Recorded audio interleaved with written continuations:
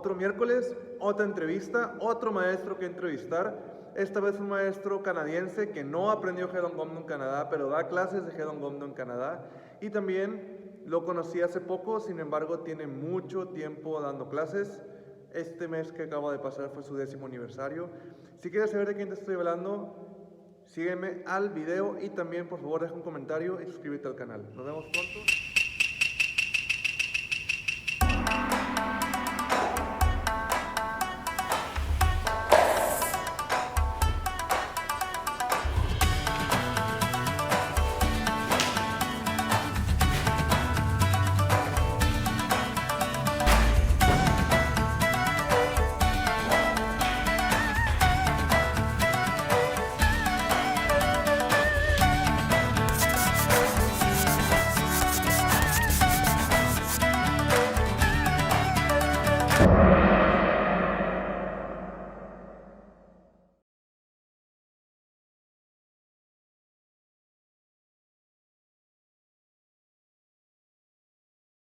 So, people from YouTube, Facebook, or whatever platform you're watching us, this is the chapter 2 of the Haidong Gumdo Across the World. This time I'm here with Master Brian from Canada. As you know, this country, the second country we're into is Canada.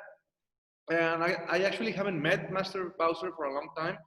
I heard of him while training Gumdo and going overseas. Uh, Brad told me about you, a little bit about you. And then we had the pleasure, I would say, to meet each other at the 2019 World Olympia. I think it was the fifth World Olympia. And it was a pretty good experience. Like Mexico adopted you since not many people from Canada came to Korea. But the only one. Yeah, you were the only one, Erica, you and your wife. So it was a pretty good experience.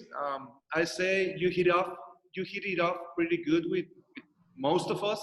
And then we had the pleasure of having 2 of your students in the last Mexican tournament, and they did a really good job of saying how well you trained them. So this interview was a must in my list from Canada. Yeah. So I would like you to introduce yourself, tell us a little bit about you, and then we can get like the show going. Okay, so well, as you stated, my name is Brian Bowser. I'm the master of the Dojang in Halifax, Nova Scotia, the same province that Brad is actually from.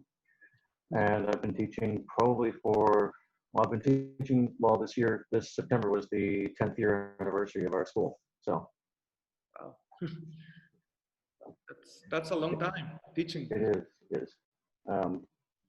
And thankfully, it's been a wonderful journey. And knowing that I've had 2 students that have done very well elsewhere and outside of the country makes me very proud and very happy that I'm actually able to teach them to a level that they can compete on an international stage.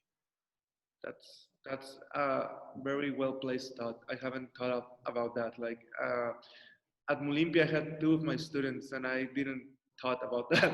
I guess I was like, I'm a little bit selfish, and to be honest, that's a really good thought. So tell us more about how you started doing Haidong Gumdo. Like I thought, like I've been in some past interviews, this is not like a martial art that is everywhere. It's actually very selected few people. It's not as new, but it's very flashy, very fancy. So it's hard to come by it, but once you find it, you fall in love. So I would really love to hear your story. Mine is a bit of a rare thing. Unlike Brad trained solely, I believe he's trained solely in Canada. He found out about it here. Yes. And trained here. I had no idea it was in Canada at all. I did not discover this martial art until I went to South Korea in 2003, my second time in South Korea. I was there teaching English. And my second time over, I got into a job with a place called YBM, and that's one of the larger English schools there. And a friend of mine who helped me get into the job, Douglas, on my first day back. So my first day back in Korea, this is like I got in at 3 o'clock in the morning from the airport, and I was taken to a hotel to sleep and get ready for the next day when I would be going into my workplace and seeing where I would be working, but I wasn't going to be working until the next Monday, the following Monday, because I arrived on a Wednesday night, early Thursday morning. a week just to Um, yeah, understand everything. yeah. So it took me, like, I got 6 hours of sleep. I went into the school the next day to meet my fellow coworkers, and I saw Douglas, and he said, Brian, how would you like to come and see the martial art that I'm doing? I'm like, okay, sure. I'm interested in that. I'd love to see what you're doing. So he took me to the Dangsan Dojang in Seoul. Like, it's in Yeongnam-po, which is a really nice area. And the first thing he did when we got there was he took out his wallet and he gave me 15만 won, so 150,000 won. And I'm like, what's this for? He goes, go pay the master. I'm like, what? Go pay the master. Like, oh, you want me to pay your dues? I'm like, no, you're taking the class. Wow. And I got my first mokum, my first uniform, and my first white belt. That's pretty, like you said, that's pretty interesting. So I got dragged into it. And my kwanjangnim, An Sang-hyun, who was the master of that particular dojang, takes me out, puts me into kimase. So I'm in kimase for about 20 minutes.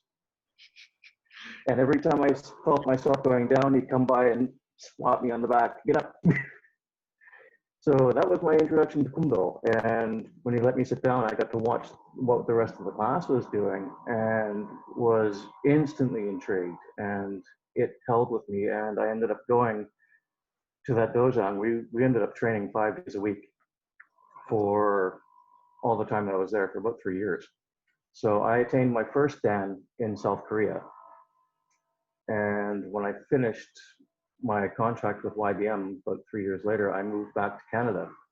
And where I was living, there was nothing.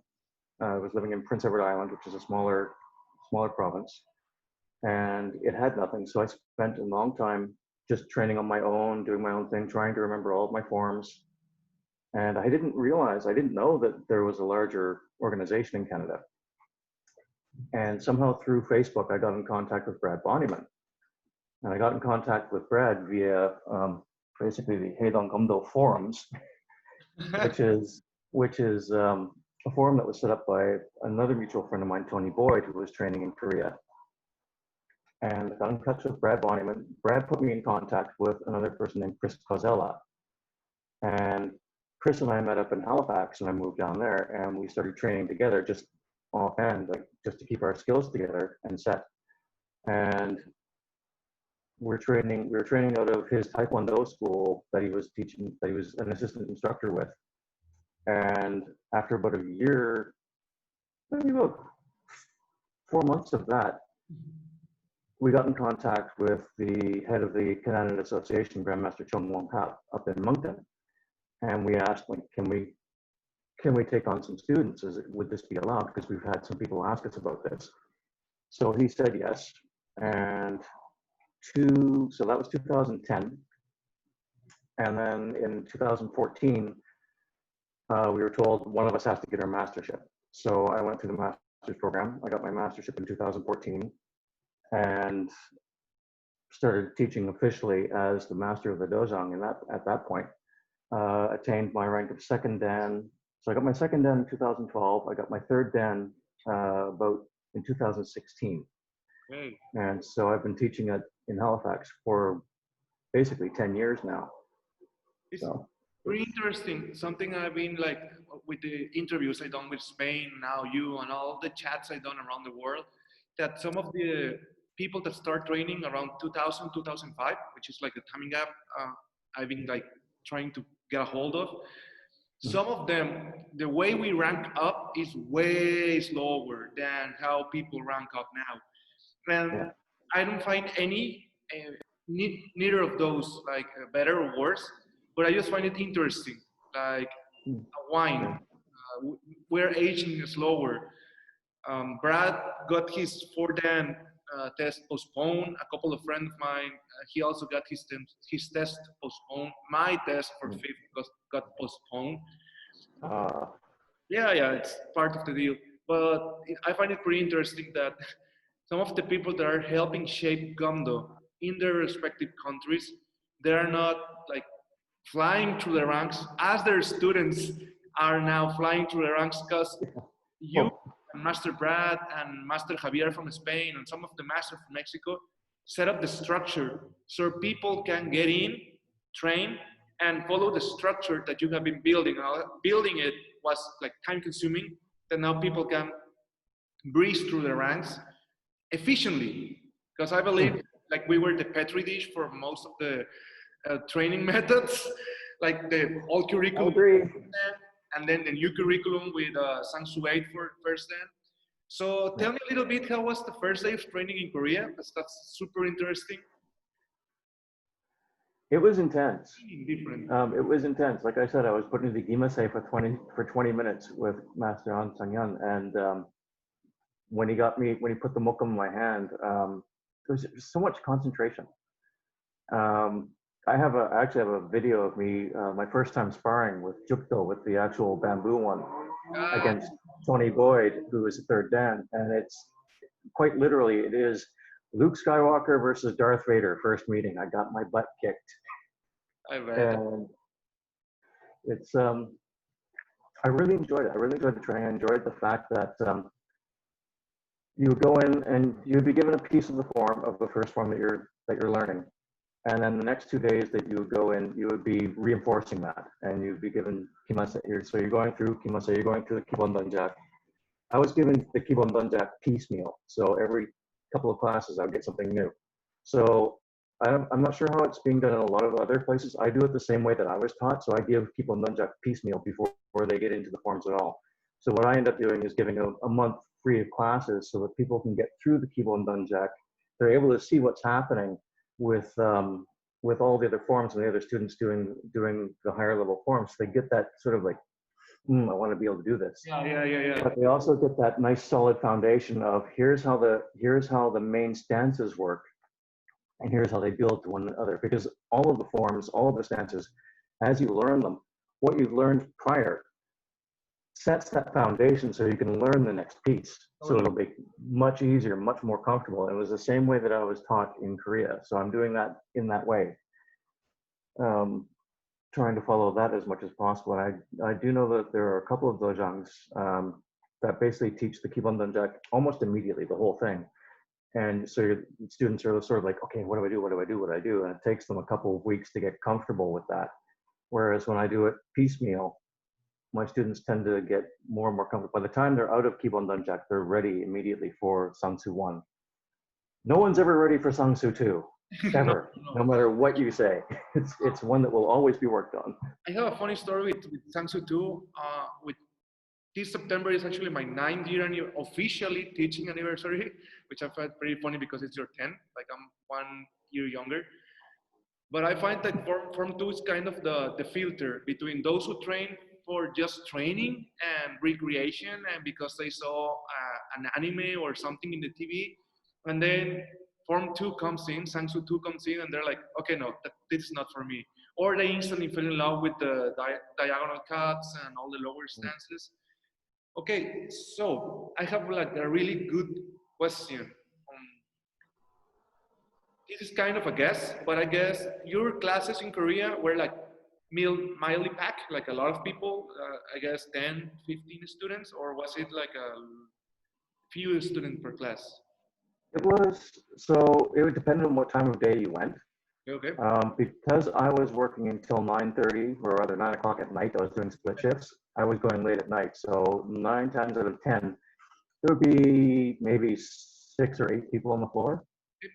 And how that compared to your school in Canada? Like, I know. I have 10 students that come regularly. Okay. So I've got 10 people on the floor always. So I'm like, I wish I had more, but I only teach 3. We only have 3 classes a week. Space is a bit of a premium, but my goal is to get I want 30 students. Yeah. I don't think there's any dojang in North America that has more than 30 students. I'm not sure. I don't know. Challenge you to that because according to regular condition standards, Mexico is part of North America, and we have a couple with 30 plus students. Mine had, before the pandemic, I had 33, counting Diego. Well, yeah, Excellent. let's Excellent. say English speaking, English speaking dojans. Okay, so that's a lot to take in. How did you fit in with the gearings of the Canadian Haidong Gumdo Association? Because you didn't train under a Canadian master. You came like from Korea, which is a pretty good presentation card to introduce yourself to Master Chung. So how did you fit in? How was it? Did you break in? Did you have a little bit of hard time? Did other masters recognize you? Or how was it? Didn't have a hard time at all, simply because Grandmaster Chung Won Kap, amazing, amazing man. He and Grandmaster Jung, Woo-young Jung, who runs the Taekwondo school here, are good friends, and they have tournaments constantly with each other for Taekwondo. So I met Grandmaster Chung Won Kap through Grandmaster Chung, and then that's where the dialogue began. And he was like, "Oh, you do Kumdo," and we discussed, and he sort of pulled us in, because in Canada it's very small. I mean, we only have the last time I looked, the last time I did any emailing, because I've been trying to sort of gather and pull together all the different dojans in Canada to at least have some sort of dialogues that we're all connected. The last time I checked, there were only, I think, maybe 10 that were active. And I'm really wanting it to grow. I'm wanting the Canada Association to grow and to become stronger, more well, not welcoming, more prolific, and more In there, like visual, like people. yeah, visually seen. Yeah. And if I can, that would be great. That's one of the goals that I have for this year, is to just build it a little bit more. That's pretty good. To be honest, I know there's been Haidong Gumdo in Canada ever since I went to Korea in 2006. And Master Chung is an amazing master. We have a funny story. I already told this story to the guys involved, so I think they know if I talk about it, if it's okay. But we were in a bus, like 1 a.m. or something like that after the tournament, and we had Spain, Mexico, and Canada in the same bus. So the bus had karaoke, and everybody started singing. And then Master Marshall Parnell, on his military years, which he was like very strict, very stiff. I don't know if that's like the correct word. He came into the bus and started scolding us like, "Hey, it's 1 a.m. and you're singing very loud." And then Master Chung just stood up with the microphone and kept singing. And Master Parnell recognized he was like out ranked, and he bowed and left. So like on most of the tournaments, I seen Canadian people. In 2012, I met Brad and Katie, and I think it's Charlie Gaston, which is another like high ranking. I know she's not a master, but she's like a student which has been recognized, and she's like visual. If I think Canada, I also think of her. 2011, I met a lot of Canadians, Master Brian Yee, Master Arthur Lee. In 2006, we also had Master Damian or Damien Goodwin. yes. That's a good one. Yeah. Like I'm trying to push us to a question like only Brad, to be honest, it's the master lately that has been in consecutive tournaments. And with what you're telling me now, that's also one of your goals, like to be able to go to tournaments or seminars or just be there, so people know there is a Canadian Association, it's growing and stuff. What do you think has been the main challenge that we don't see this kind of English is not my main language, concurrence or consistency with the masters and the tournaments? I know real life is a challenge for everybody, but I want to know like your insight of it. For my club and for myself, because we're so small, right now we make no profit whatsoever. So for me even to go to Korea, and I had the extra impetus of going and seeing my fiance at that time, Unji. But I had also, yeah, she's right there in the background.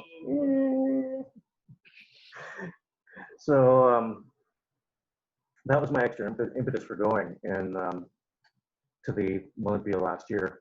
A lot of it came down to finances and being able to make enough money to go to get the cash, to get the lodgings and such. I did go to the 2016 Pan Ams. I was there with Brad. That was the first time I actually met him in person. And at that time I also met Yannick Bazan, who is from Swiss. Yannick is amazing. He won his portion of the tournament, but he won using my sword. And my sword got angry at me, so when I went up to cut, I wouldn't cut. Sideways. Yeah, Yannick is, to be honest, a great guy. I met him in 2012. If you want to know the story, it's a pretty funny one. Me and another friend of mine named Joel, we were the only Mexicans not from Mexico City that went to Korea. So all the Mexicans from Mexico City had like their inner cool kids club. And we were the ones from the province, so we were like, shoo, shoo, shoo, go away. So we sat with Switzerland, and we hit it off. Like we just hit it off with Yannick and then also John. They are like the two of guys from Switzerland that Master Lee had kind of took under his wing and has been like promoting them and training them and taking them to tournaments. So that's actually pretty good. I think that's one of the things that when I went to these tournaments and when I was able to experience them, even experiencing the tournaments that I first went to in Korea, it was the connections that we made. It was the people that we met. It was the sheer love of the art with these people that we met. And I think that's one of the things that keeps me inspired. It makes me want to be welcoming, so that, you know, eventually, like, if COVID hadn't happened, you would have been here and Brad would have had his test. You and Diego probably both would have been here. That was and of the trip. I was looking forward to giving you guys lobster and poutine and all these other wonderful things. Actually, these interviews are kind of my answer to not watching all my friends from all over the world, my Haidong Gumdo friends. Like, I had to do something to keep this like passion going, and what else that people know about us and know our stories and know our beginnings, and your students, my students, and other students know that we also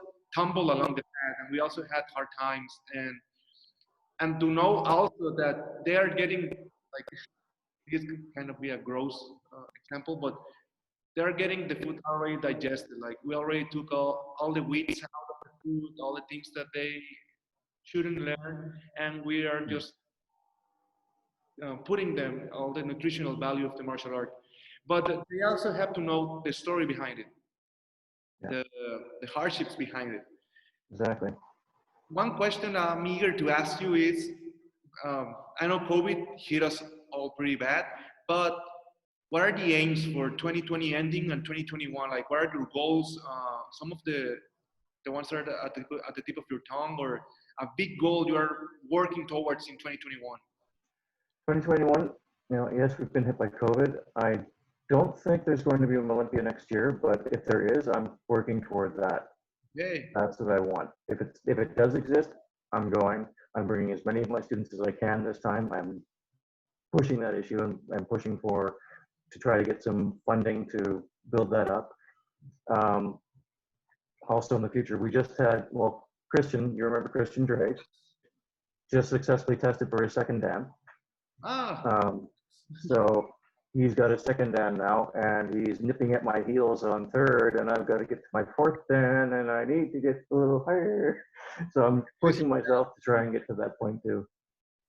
Diego and his girlfriend Alex, which is a pretty good student of mine, she currently doesn't train. She went to the US to work, but both of them are third Dan, and I'm fourth. And I'm like, just like you, they're nipping. You're starting to feel that nice little, yeah.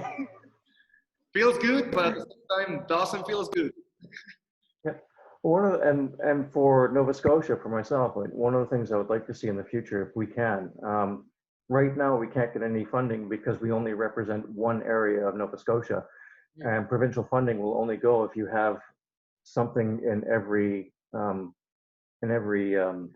Region, not just every area, but every county in the province. You need to have representation in at least 4 different areas before they'll consider giving funding for an organization. So if I can just get a couple more guys up and say, you go to Cape Breton, you go here, you go here, open something, and then slowly build it that way if we can. that's actually oof, one of the biggest goals you could achieve, as in terms that you could start building like a network or a structure that will boost your school and also get the Haidong Gumdo and the level of the Haidong Gumdo and everything else about it. That's a pretty Exactly. good goal. Yeah. So that's where I'm at right now, and hopefully that'll continue. Hopefully that will, as it progresses, we get stronger and stronger. And one of the things that I really love about it is the fact that I'm sharing. I get to share this passion with people, and I get to share these skills that I've acquired. And sometimes I fail, sometimes I do well, but well, through the whole thing, it's that passion, it's that love of the art, and that like ever since I was a kid, I wanted a sword. Ever since seeing Star Wars when I was 6 years old in 1977. Like, oh God, I just aged myself. Um, but I even asked my father. I said, Dad, can I have a sword? And he looked at me and went, Yeah, when you learn how to use it. Well, now you do. And finally did. Asking for it. Okay. One of the last questions I want to ask you, and this is like for you specifically.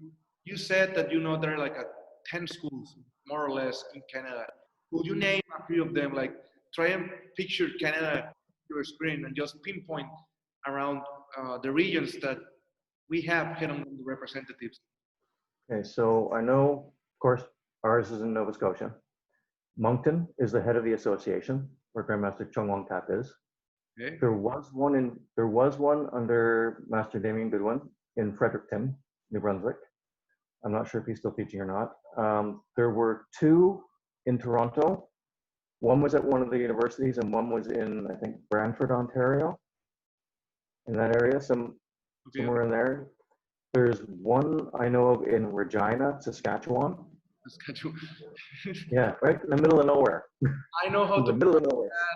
province because when I was a little kid, I watched a show called Angry Beavers, and there were like a couple of beavers that didn't like the other beavers, and the other beavers were from Canada, and they were like indoctrinating the beavers with the Saskatchewan. Pronounce it right.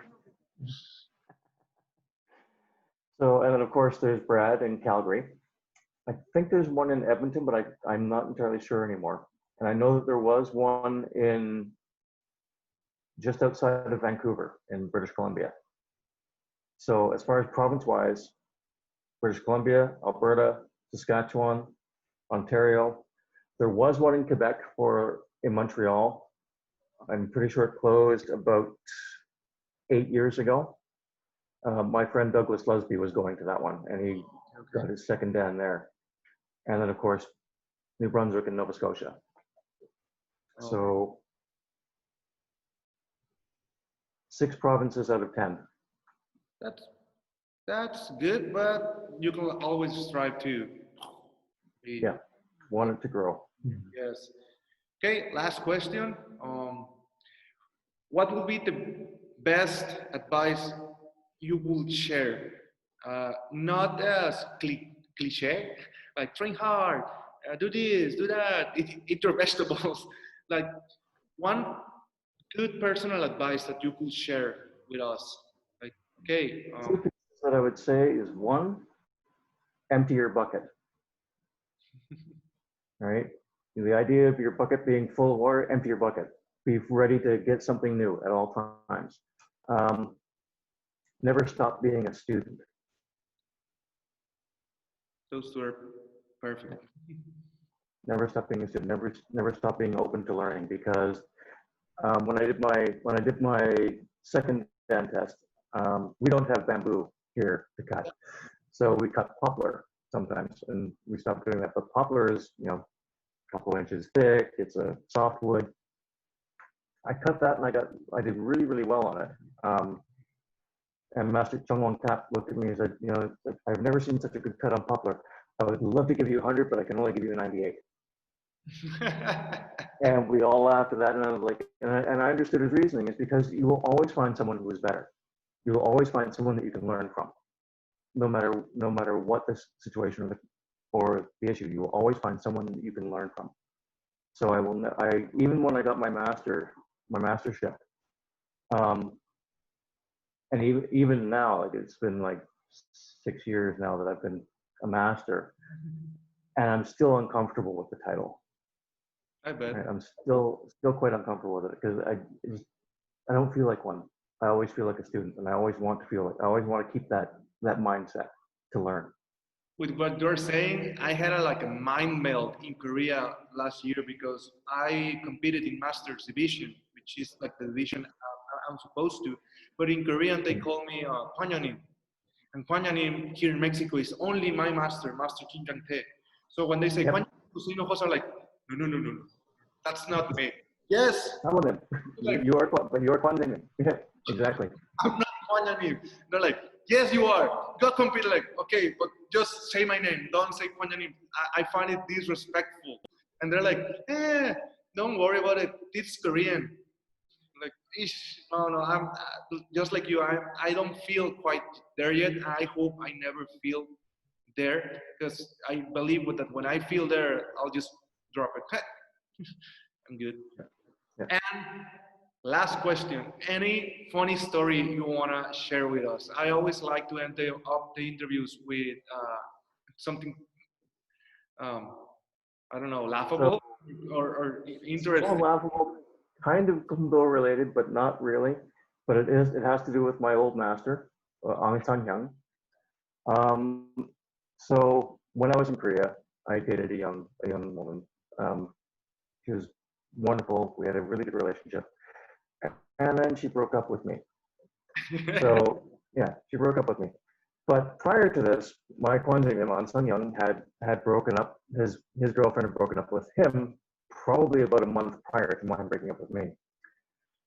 So when he found out that my girlfriend had just broken up with me, and found it that same day because I went to class that day, he was like, he asked Douglas, like, Douglas, why is Brian feeling? Why does he look so sad?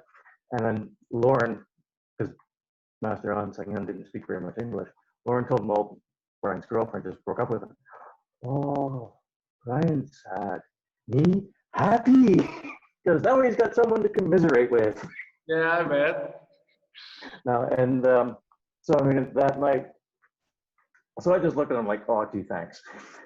And that night we went out, and it ended up starting a tradition between all four of us. We would go out after our Friday night class and go out for chimek, which is chicken and beer.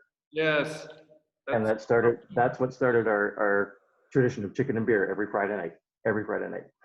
So it's one of my favorite memories of being in the dojang with my master, because it showed me two things. One, it's always good to maintain a sense of humor no matter what the circumstances are. And two, the people that you train with, the people that you trust, will always have your back no matter what. Yep. What you said reminded me of in Brad's interview, that he said what hooked him up to Haidong Gumdo was that after his first class, people went to have a coffee and they invited him. So that's one thing recurring in the interviews. Master Yu Yong from Spain, the daughter of Master Dong Qiu Li, she also said that what she loves about the tournament of Haidong Gumdo is not the competition per se, but the family and the bonding we do. And what your story just proves that, like, hits the nail with the recurring theme in the interviews. That's pretty good. Actually, I would love if I could do that with my students after COVID. We had like a little thing going on, but then it started. But I would love to like get it back again. But because you kind of demystify the master, understand he is also a human being, but also like it also instills you like a newfound respect that he also cares for you, not only for your training. He also cares for your feelings, your well-being, and that's the difference between a coach and a martial arts master, so to speak. I love it, to be honest. Well, we have reached the end of the interview. Before we finish, anything else you want to add? Some other Canadian master you will challenge to get the interview? Oh God, I don't know who's still training. I have to look at that. Like I said, I have to look at my list to see who's there. The one training up in Moncton is Master Park Kun, and he's directly from Korea.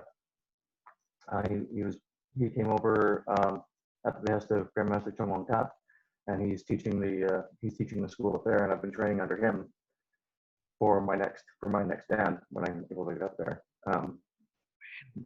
When? I'm still on Bongook. I need to get Bongook's what is it now? Bongook's 3 through 7 in order to get to 4th. So yeah, I'm still ways away. Yes. Please come up, help me. Soon enough.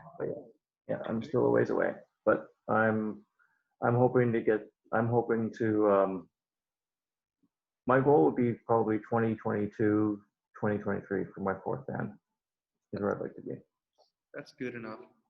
Yeah. Well, also, where can we find your school? Like on social media? We do have a Facebook page. If you go to Facebook, it's Halifax. It's Haidong Gumdo Halifax. Let's see if I can pull it up here. I can probably find. If I can find the URL for it in my groups here, I should be able to find it for you. Come on. There are days I love this program, and there are days I don't. I bet. But don't worry, it's just information. I could just edit the video and stuff. Yep. So, Haidong Gumdo Halifax. Yeah, Haidong Gumdo Halifax. And here it is. Haha. Okay. So I'm just going to see if I can post it in the chat for you. Let's see. So that you'll have a link. There. Oh yeah, I can see it. I think you're in there. I'm not sure if I invited you or not. I watch all the advices you do. Like, hey, tonight's the class, tomorrow's the class, everything. I always read about it. Okay, Master Brian Bowser. I really love your last name, to be honest. I find it super interesting. Thank you for your time. Hopefully, we can see each other next year, and the trip to Mexico can be achieved with your students. That's one of the things we actually were so sad about. Matt and Christian both mentioned that, like, as soon as COVID hit, when they realized that it probably was going to go on, they were really, really sad about that. As was I, because all of my students were wanting, like, yeah, we're all going to go this year. Hopefully next year we'll work something out. Thank you for your time. Thank you for this amazing interview. It's clarifying to see, like, Haidong Gumdo in Canada started quite different from other countries, which is pretty interesting. I'm loving it. And hopefully we'll see each other really soon. Even though you're younger than me, Uncle Jose, thank you for adopting me. Don't worry. Take care and enjoy.